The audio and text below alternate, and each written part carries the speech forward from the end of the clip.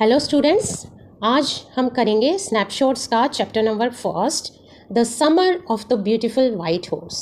But before starting, let us know about the book.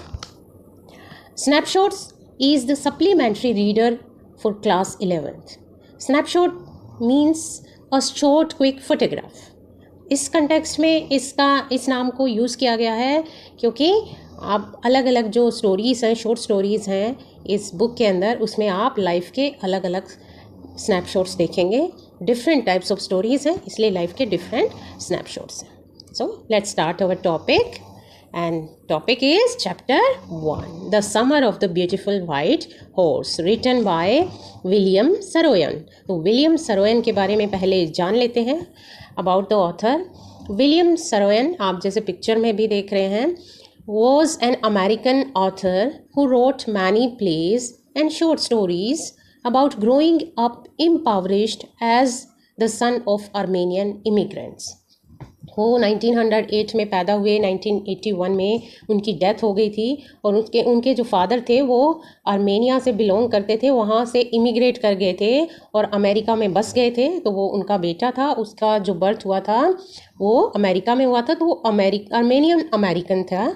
These stories were popular during the Great Depression and reflected the immigrant experience and the struggles of that time.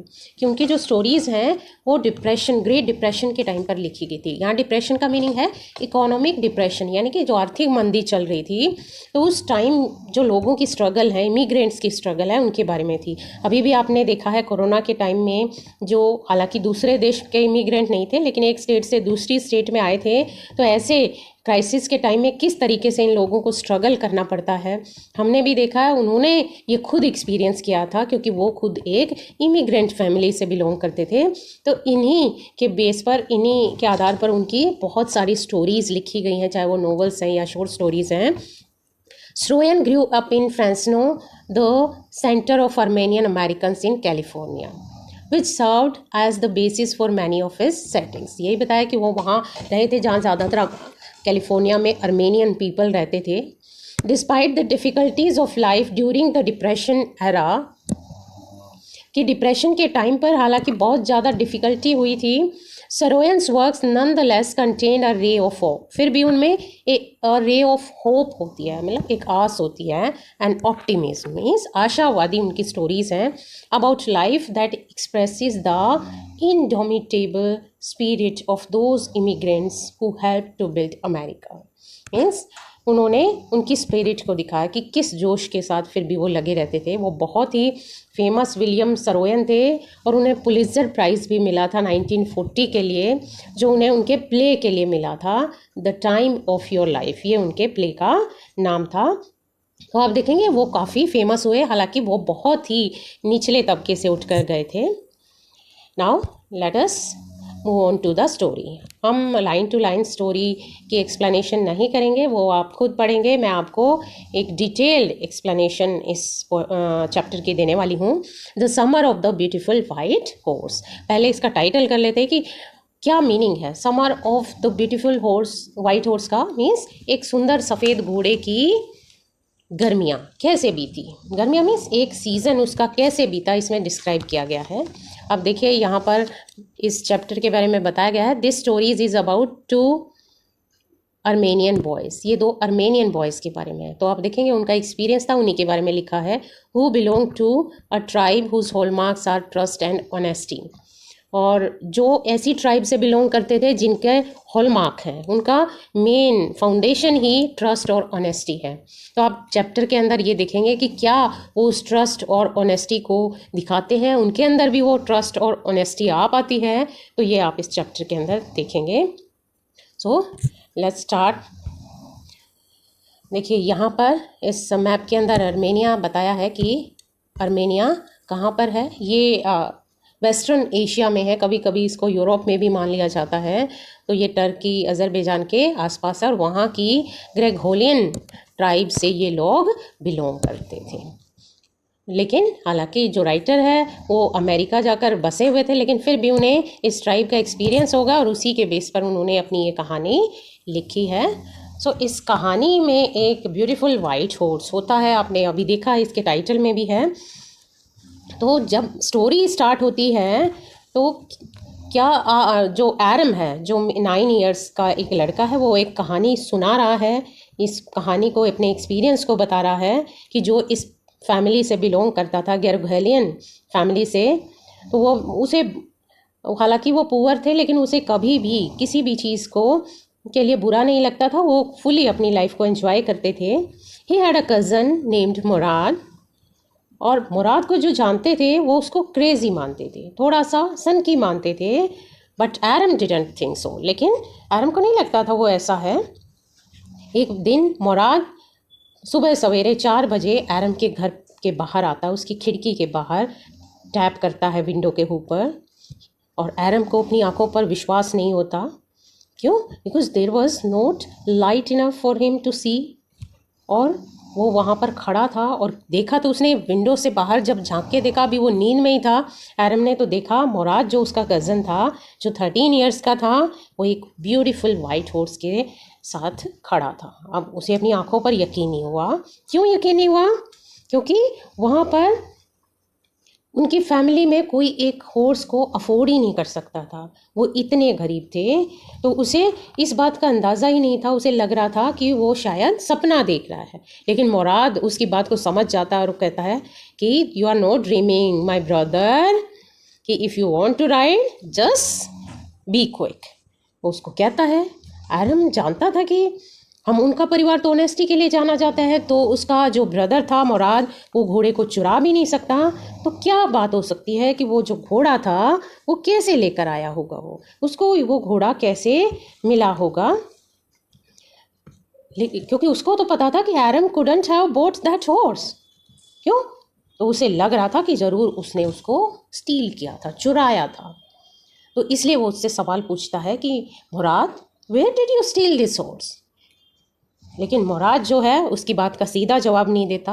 वो कहता है कि अगर तुम्हें ride करना है तो leap out of the window at once.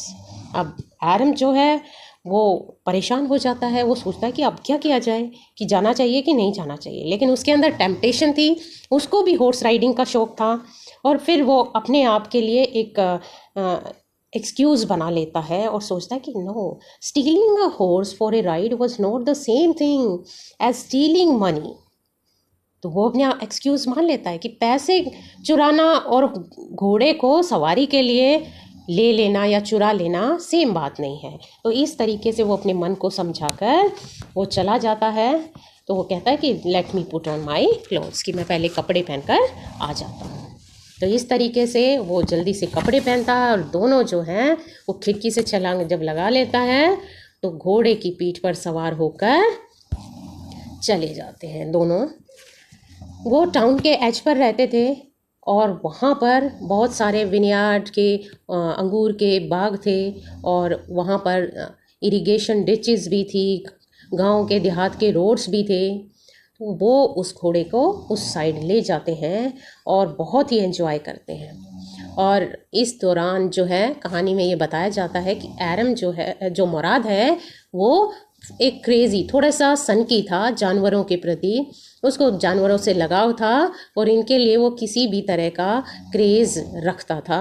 तो ये कहता है कि हर परिवार में एक क्रेज़ी स्ट्रीक होती है और हर पीढ़ी में होती है। तो इस पीढ़ी में वो जो स्ट्रीक है वो मुराद के अंदर आई हुई है। लेकिन ये कह रहे इससे पहले वाली जो पीढ़ी थी उसमें ये जो क्रेज़ीपन, ये जो क्रेज़ी होने की जो सनक है, क्रेज़ीनेस थी, ये उनके अंकल खुसरो में थी। और खुसरो को कैसा बताया है कि खुसरो जो था, उसके अंकल जो थे, वो फ्यूरियस टेम्पर के थे, बहुत जल्दी इरिटेट हो जाते थे। अगर कोई कुछ भी कहता था उसको चुप कराने के लिए वो हमेशा यही कहते हैं कि इट इज़ नो हार्म, पे नो अटेंशन टू इट। उनकी बड़ी बड़ी मूछें थी और वो उन मूछों के लिए, उन मुस्टैचिस के लिए वो पूरे एरिया में जाने जाते थे। और उनकी कहानी बताते हुए एरम ने ये भी बताया कि एक बार वो एक बार्बर शॉप में बैठे हुए थे और अपनी मुस्टैचिस को ट्रिम करवा रहे थे, और तभी क्या होता है, उसके खुद के घर में आग लग जाती है और एक आदमी दौड़ता हुआ उनके पास आता है और कहता है your house is on fire. तो उस जैसा कि वो उनका जवाब देने का कि कोई बात नहीं, कुछ नहीं होता, तुम जाओ। लेकिन वो कहता है कि लेकिन तुम्हारे घर में आग लगी हुई है।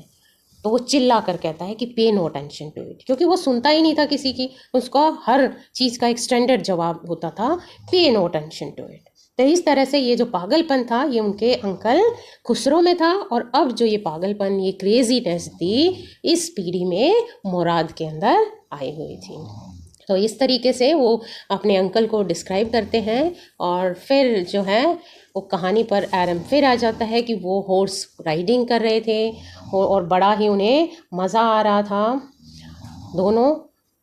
लेकिन थोड़ी देर बाद मुराद कहता है कि नहीं, कि अब तुम थोड़ी देर के लिए उतरो, get down, I want to ride alone. Aram को लगता है कि ऐसे कैसे। वो कहता है क्या तुम मुझे भी राइड करने दोगे? तो वो कहता है कि हो सकता है अगर घोड़े को पसंद आएगा तो तुम भी राइड कर सकते हो। तो वो उतर जाता है, उसके पास कोई चारा नहीं था। फिर कहता है कि चलो घोड़ा मुझे भी राइड करने देगा, मैं भी करूँगा सवारी। वो कहता मुराद की ज़रूरी नहीं है ऐसा हो, क्योंकि I have a way with horses. उसका ये स्टैंडर्ड, जैसे उसके अंकल का स्टैंडर्ड आंसर होता था कि pay no attention to it, it's no harm, इसी तरीके से मुराद का भी एक स्टैंडर्ड आंसर होता था कि जब भी कोई एनिमल्स की बात होती थी वो कहता है था कि I have a way with this animal. तो वो कहता I have a way with this horse but you don't have. तो इस तरीके से वो अकेला सवारी करने के लिए उतर जाता। वो बड़े ही मज़े से सवारी करता है और मुराद जो है किक करता है अपनी हील्स से घोड़े को और चिल्लाता है कि वज़ीरे रन, वज़ीरे रन। तो इस तरीके से घोड़ा जो है अपनी हिंड लेग्स के ऊपर खड़ा हो जाता है और दौड़ना शुरू कर देता है और घोड़े को खूब दौड़ाता है मुराद। और उसके बाद वापस आकर वो घोड़े से उतर जाता है और ऐसा करते करते थोड़ा सा सन जो था वो अब चमकने लगा था, वो राइज होना शुरू हो गया था। तो तब जब वो आकर रुकता है तो एरम को बोलता है कि अब तुम राइड कर सकते हो। एरम उस घोड़े पर चढ़ जाता है और उसने जैसे ही मुराद के कहने पर उसकी मसल्स को किक किया तो क्या हो जाता है, तो वो एरम जो है वो कंट्रोल नहीं कर पाता घोड़े को और वो घोड़ा जो है उसको धीरे धीरे गिराकर भाग जाता है। और instead of running across the field the horse ran to a vineyard where it began to leap over vines. क्या हो जाता है कि जहाँ वो जाना था वहाँ नहीं जाता, वाइन्स के ऊपर से वो जाने लग जाता है और वो दौड़ता रहता है इधर से उधर। और मुराद भी उसके पीछे दौड़ता आता है और कहता है कि घोड़ा कहाँ गया होगा। वो सोचते हैं कि इधर उधर खेतों में वो भाग गया है। अब मुराद उसको कहता है कि मुझे तुम्हारी चिंता नहीं है, मुझे चिंता किस बात की है कि अगर घोड़ा नहीं मिला तो दिक्कत हो जाएगी, क्योंकि सन जो है बहुत ही ब्राइटली अब चमकने लग गया है और कोई भी हमें देख सकता है। तो इस तरीके से वो घोड़े को ढूंढने की कोशिश करते हैं और आखिर में उन्हें घोड़ा मिल भी जाता है। वो पकड़ लेता है मुराद और वो बड़े प्यार से उसको टैप करता है तो घोड़ा जो है उसके काबू में हो जाता है। अब एरम को लगता है कि उसे शायद वो लौटाएगा, तो कहता नहीं अब काफ़ी देर हो गई है, हम इसको छुपा देंगे। तो तब एरम को अंदाज़ा होता है कि ज़रूर ये अभी इतना पजल ही नहीं हुआ कि उसको कोई डर ही नहीं लग रहा। इट मीन्स जो है मुराद उसको काफ़ी टाइम से लिए हुए था। तो वो पूछता है कि तुम्हें कितना टाइम हो गया इस घोड़े के ऊपर राइड करते हुए? तो कहता है नहीं आज ही किया। वो कह रहा है नहीं तुम झूठ बोल रहे हो। वो बोला हो सकता है मैं झूठ बोल रहा हूँ, लेकिन तुम जो है यही मानो कि जैसे हमने घोड़ा आज ही लिया है, क्योंकि अगर कोई तुमसे पूछे तो तुम यही जवाब देना, क्योंकि तुम्हें इससे ज़्यादा कुछ पता भी नहीं है और तुम झूठे भी नहीं बनोगे। तो इस तरीके से वो उसको एक डेजर्टेड से ऑर्चर्ड में उसको विनेयार्ड के ऑर्चर्ड में उसको छुपा आते हैं। तो इससे एरम को अंदाज़ा हो जाता है कि वो उसको काफ़ी टाइम से अपने पास रखे हुए था, लेकिन आज ही उस घोड़े को उसके पास लेकर आया था, क्योंकि उसे पता था कि Aram was very fond of horse riding. अब वो उससे पूछता है कि तुम 1 साल तक इसको नहीं दोगे, वापस मत देना। एरम उससे कहता है क्योंकि मुझे हॉर्स राइडिंग बहुत अच्छे से जब तक नहीं आ जाती तुम वापस मत देना। तो उस पर मुराद कहता है कि नहीं, हम ज़्यादा से ज़्यादा इसको 6 महीने रखेंगे और उसके बाद उसको इसके मालिक के पास भेज देंगे। फिर वो बताता है कि शुरू में घोड़ा जो है कंट्रोल में नहीं आता था, लेकिन अब जो है घोड़ा काफ़ी अच्छे से बिहेव करना शुरू कर गया है। अब इस दौरान क्या होता है कि जो घोड़े का जो असली ऑनर था, मालिक था, वो एक फार्मर था जॉन बायरो नाम का। तो उसका घोड़ा गुम हो गया था। तो वो एरम के परिवार को जानता था, तो एरम के घर आता है और एरम के घर उनके अंकल खुसरो बैठे हुए थे, पहले ही बैठे हुए थे। तो जैसे ही वो देखते हैं कि जॉन बायरो आया है तो वो उनसे बात करने लग जाते हैं। तो जॉन बायरो उन्हें बताता है कि उनका घोड़ा गुम हो गया है, लेकिन इनको एक ही काम आता था खुसरो को। वो कहते हैं कोई ध्यान मत दो। वो कहता है कि नहीं, फिर उसके बगैर तो मेरी सर्रे भी किसी काम की नहीं है। कहता कोई बात नहीं, क्या है, 2 पैसों के लिए तुम क्यों रो रहे हो। तो इस तरीके से कहता है आई स्पिट ऑन मनी, कि तुम पैसे के पीछे भाग रहे हो और मेरे को पैसों से कोई मतलब नहीं है। तो कहता है लेकिन मेरा गुजारा कैसे होगा। वो इंसान वो बार बार कहता रहता है अपनी दुख को, लेकिन खुसरो जो है उसकी बात के ऊपर ध्यान ही नहीं देता, क्योंकि वो किसी की बात की परवाह ही नहीं करता है। वो हमेशा कहता रहता है pay no attention to it, what's the loss of a horse. तो इस तरीके से वो इरिटेटेड हो जाता है और जॉन बायरो को इस तरीके से वो गुस्से में कह देता है। और ये बातें जो है एरम सुन लेता है, क्योंकि एरम को पहले ही पता था कि जो घोड़ा था वो जिसका गुम हुआ था वो जॉन बायरो था और वो उनके घर आया था। और ये बात वो मुराद को बताता है, कहता है कि वो जो घोड़ा था वो जॉन बायरो का था और वो हमारे घर लेने आया था। और वो कहता है कि ठीक है कि अगर ऐसा है तो कोई बात नहीं, हम उसको 6 मंथ्स में लौटा देंगे, कोई बात नहीं है। तो तभी रास्ते में जब वो घोड़े के साथ जा रहे थे, वो घोड़े पर राइड करके वापस आ रहे थे उस दिन, तो उन्हें जॉन बायरो रास्ते में मिलता है। और क्योंकि वो भी अपने घर जाने के रास्ते में जा रहा था, तो एरम घबरा जाता है, लेकिन मुराद घबराता नहीं है। और क्या कहता है, उसका स्टैंडर्ड आंसर था I have a way with farmers, क्योंकि वो कहता है मुझे फार्मर से बात करने की आदत है, उसका यही स्टाइल था। तो जॉन बायरो को गुड मॉर्निंग कहता है मुराद। तो जॉन बायरो एकदम से अपने घोड़े की तरफ देखता है, उस घोड़े की तरफ, हालांकि उसे पता नहीं था कि ये उसी का घोड़ा है। तो वो उनको गुड मॉर्निंग वापस कहता है और कहता है कि मेरे फ्रेंड्स के दोस्तों, तुम्हारे घोड़े का क्या नाम है। तो मुराद एकदम से कहता है कि मेरा दिल, माय हार्ट है इसका नाम। तो कहता है कि बहुत अच्छा नाम है और बहुत ही अच्छा लवली हॉर्स है ये। वो कहता है कि उसको देखकर कहता है, लग तो उसे अपना हॉर्स रहा था। वो कहता है कि अगर मैं तुम्हारे परिवार को नहीं जानता होता उनकी ऑनेस्टी के लिए, और तुम्हें तुम्हारी ऑनेस्टी के लिए नहीं जानता होता, तो मैं ये ज़रूर कह देता कि ये घोड़ा मेरा है। लेकिन अब क्योंकि ये मेरे घोड़े से बिल्कुल मिलता जुलता है, लेकिन तुम्हारे परिवार में तो कोई चोरी कर ही नहीं सकता, because you are famous for your trust and honesty. इसलिए मैं कहता हूँ कि ये ज़रूर मेरे घोड़े का जुड़वां घोड़ा होगा। और फिर वो उनको गुड बाय कहकर चला जाता है। ओके, उन्हें ये हो जाता है कि ज़रूर हो सकता है कि उसने ना कहा हो, लेकिन वो जॉन बायरो जो है ज़रूर सस्पिशियस तो हो ही गया होगा। तो इस तरीके से वो डिसाइड करते हैं कि अब उन्हें घोड़े को लौटा देना चाहिए। और अगली सुबह they took the horse to John Byro's vineyard and put it there. वो उसे ले जाते हैं, वहाँ छोड़ आते हैं, जॉन बायरो के फार्म में ही छोड़ आते हैं। और मुराद जो है वो उस घोड़े के को हग करता है जाते हुए, उसके नोज़ को पैट करता है और इस तरीके से वो वापस आ जाते हैं, क्योंकि इतने टाइम में मुराद को भी उस घोड़े से प्यार हो गया था। वहाँ डॉग्स थे लेकिन उन्होंने बार्किंग नहीं की। इस पर एरम जो था वो कहता है कि अच्छा हुआ उन्होंने बार्किंग नहीं की। तो मुराद कहता है कि I have a way with dogs, क्योंकि ये उसका स्टैंडर्ड आंसर था। और उसके बाद जब वो लौटा देते हैं तो उस शाम को जॉन बायरो फिर से उनके घर में आया, लेकिन अब की बार वो अपनी जो घोड़ा गाड़ी थी उसमें आया और उन सभी को अपना घोड़ा दिखाया और कहा कि देखो उसका घोड़ा अपने आप लौट आया है। और कमाल की बात तो ये है कि घोड़ा जो है पहले से ज़्यादा स्ट्रोंगर हो गया है और जो उसका बैड टेम्पर था वो भी अब चला गया है, वो अच्छे टेम्पर का हो गया। उसका जो गुस्सा है अब नहीं रहा है और बहुत वेल बिहेव्ड हो गया है। कि मैं थैंक करता हूँ कि भगवान का, जिन्होंने मेरे घोड़े को मुझे इस तरीके से लौटा दिया है।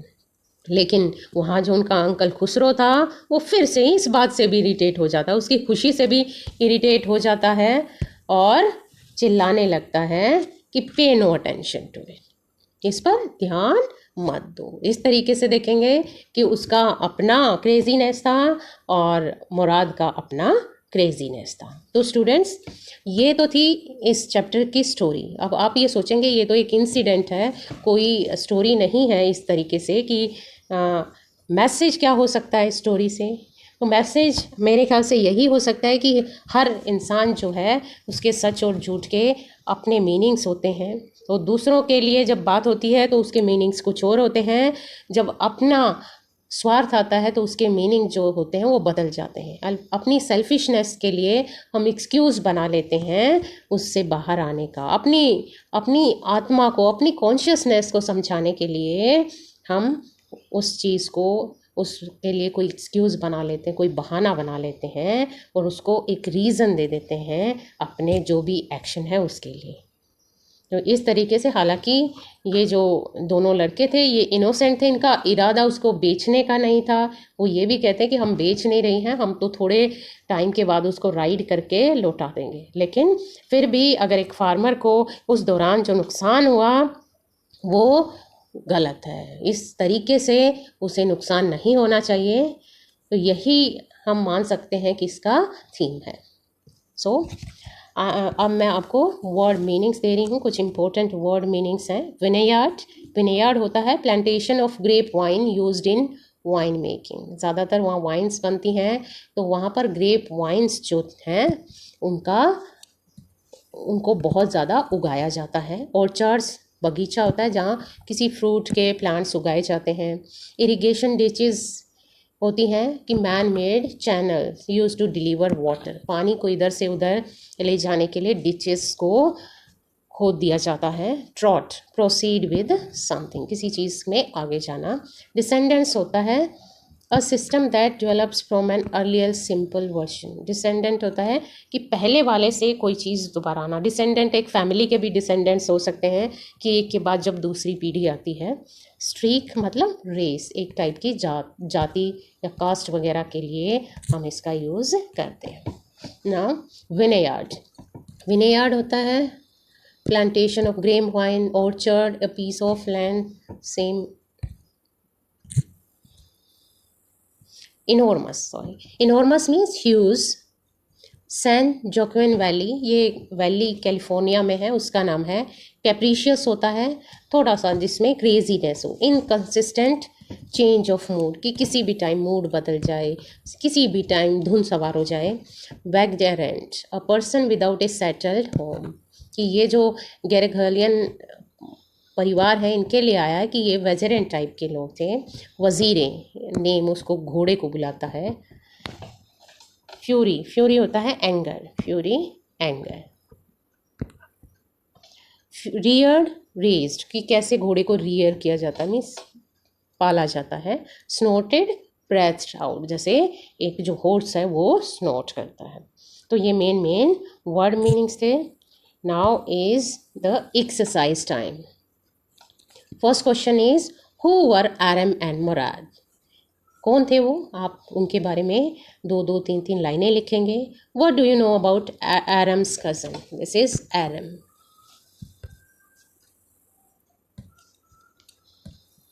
ये आरम है, ये गलती से है आरम्स कज़न। आरम्स कज़न के बारे में आप क्या जानते हैं, आपको पता है वो मुराद था, तो उसके बारे में आपने लिखना है। वो फर्स्ट क्वेश्चन में भी हो गया है। What did the narrator see when he looked out of the window. Narrator ने क्या देखा जब वो विंडो से बाहर था। आपको पता है नरेटर कौन है इसमें, आरम नरेटर है। Why couldn't he believe his eyes, और वो अपनी आइज पर यकीन क्यों नहीं कर पाया। उसने क्या देखा कि that his cousin was sitting on a beautiful white horse, or he couldn't believe his eyes because they belonged to a very poor family and they could not afford to have a horse. How does the narrator describe his tribe? तो उस tribe को कैसे describe करते हैं chapter में, ये आपको find out करना है कि वो वहाँ की गैरघलेनियन फैमिली से, ट्राइब से बिलोंग करते थे। वो नॉर्मली ऐसे लोग थे जो बहुत ज़्यादा सेटल नहीं थे, पुअर थे, but they were known for their honesty. Aram was proud of his tribe. Why did he agree to ride a stolen horse? कि एरम जो है वो प्राउड था, उसे घमंड था अपनी ट्राइब का, ऑनेस्टी का, लेकिन फिर भी वो स्टोलन हॉर्स को राइड करने के लिए एग्री क्यों हो जाता है? What do you learn of the narrator's uncle Khusro? आपको नरेटर के अंकल खुसरो के बारे में क्या पता चलता है? तो इस तरह से सभी क्वेश्चंस के आपने आंसर करने हैं. What happen to the narrator when he rode the horse alone? तो घोड़े को कैसे जब रोड करता है, राइड करता है, तो क्या होता है? क्या होता है? जो हॉर्स है वो उसको थ्रो डाउन कर देता है और वो दूर भाग जाता है और विनयार्ड ऑर्चर्ड्स में एंटर कर जाता है और वहाँ पर जो वाइन्स थी उनको डिस्ट्रॉय करने लग जाता है. What did the narrator and his cousin do with the horse in the end? Narrator और उसके जो कज़न है वो हॉर्स के साथ एंड में क्या करते हैं? वो रिटर्न कर देते हैं उसको. जॉन बायरो का जो फार्म था, विनयार्ड फील्ड था, वहाँ पर उसको छोड़ आते हैं. Did the boys return the horse because they were conscious stricken और बिकॉज दे वर अफ्रेड? ये आपको बताना है. मैं नहीं बताऊंगी कि क्या घोड़े को इसलिए वापस करते हैं कि उनकी आत्मा जो थी वो इस बात को मान जाती है कि वो गलत कर रहे हैं, या फिर वो डर गए थे क्योंकि जॉन बायरो ने उन्हें हॉर्स के साथ देख लिया था. How did John बायरो react when he saw the boys with his horse? और जॉन बायरो कैसे रिएक्ट करते हैं जब उन्होंने घोड़े के साथ उन लड़कों को देखा?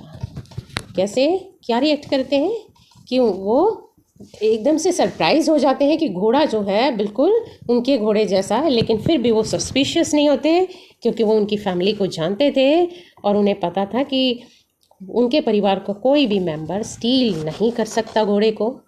So students, I hope you have understood all the points of the chapter. Still, if you have any problem, you can contact me and get the answer. So, bye bye.